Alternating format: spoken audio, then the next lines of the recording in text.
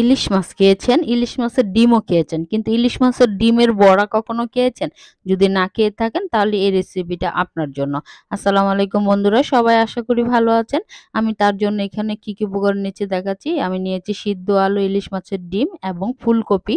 আপনারা চাইলে ফুলকপিটা স্কিপ করতে পারেন। তারপরে আমি পেঁয়াজ কুচি, তারপরে নিয়েছি মরিচের কুচি, ধনিয়া পাতা কুচি, আর কি উপকরণ নিচ্ছি আমি আপনাদের পরে শেয়ার করছি।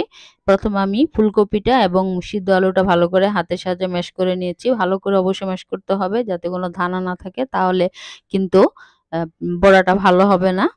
এখন আমি ইলিশ মাছের ডিমটা দিয়ে তারপরে এটার সাথে ম্যাশ করে নিচ্ছি, আর বাকি উপকরণগুলো আমি এখানে মিশাবো। আপনারা যদি একটু স্ক্রিনে লক্ষ্য করেন তাহলে কিন্তু আপনারা দেখতে পাবেন আমি কি মেশাচ্ছি। আর আমি পাশে একটু অন্য কথা বলছি, আমার এই ভিডিওটা যদি আপনারা কেউ ফেসবুক পেজ থেকে দেখে থাকেন তাহলে আমার পেজটিকে ফলো দিয়ে আমার পাশে থাকার অনুরোধ রইল। আর যদি আপনারা কেউ আমার এই ভিডিওটা ইউটিউব চ্যানেল থেকে দেখে থাকেন তাহলে আমার চ্যানেলটি সাবস্ক্রাইব করে বেল আইকনে অলে যদি প্রেস করেন তাহলে নতুন ভিডিও আপলোড দিলে আপনারা পেয়ে যাবেন।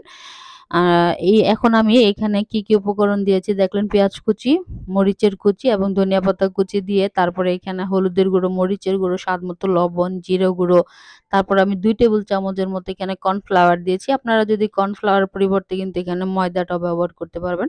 তারপরে আমি এটাকে ভালোভাবে একটু মাখিয়ে নিচ্ছি। এসব সম্পূর্ণ উপকরণগুলো যদি ভালোভাবে মাখান তাহলে কিন্তু খুব ভালো হবে। এখন আমি এটাকে মাখিয়ে একটু রেস্টে রেখে দেব 10 থেকে 15 মিনিটের জন্য। রেস্টে রাখলে কিন্তু একটু ভালো হয়, একটু আঠালো আঠালো ভাব হয়। দেখুন আমি কিভাবে মেখেছি। এখন আমি একটা ফ্রাই প্যান নিয়ে নিলাম। ফ্রাই প্যানে আমি এখানে তেল দিয়ে দিলাম। এখানে সয়াবিন তেল দিয়েছি, অল্প পরিমাণে দিলে হবে, পুরোপুরি ডুবো তেলে এটা ভাজার কোনো দরকার নেই। তারপরে আমি কতক্ষণ পরে এটা তেলটা গরম হয়ে আসলে তারপরে আমি বড়াগুলো দিয়ে দিচ্ছি একে একে। এই বড়াগুলো অবশ্যই একটু ব্রাউন কালার করে ভাজতে হবে। আপনারা চাইলে কিন্তু হালকা করে ভাজতে পারেন। আমি একটু কড়া করে ভেজেছি যাতে একটু মুচমুচে হয়, খেতেও কিন্তু খুবই ভালো হয়। আপনারা কিন্তু চাইলে এরকমভাবে বাসায় ট্রাই করে দেখতে পারেন, আশা করি ভালো লাগবে। আর আমার ভিডিওটি যদি আপনাদের কারো কাছে বিন্দু পরিমাণ ভালো লেগে থাকে তাহলে একটা লাইক, কমেন্ট, শেয়ার করবেন। অন্যদেরকে দেখার জন্য একটু শেয়ার করে দিবেন।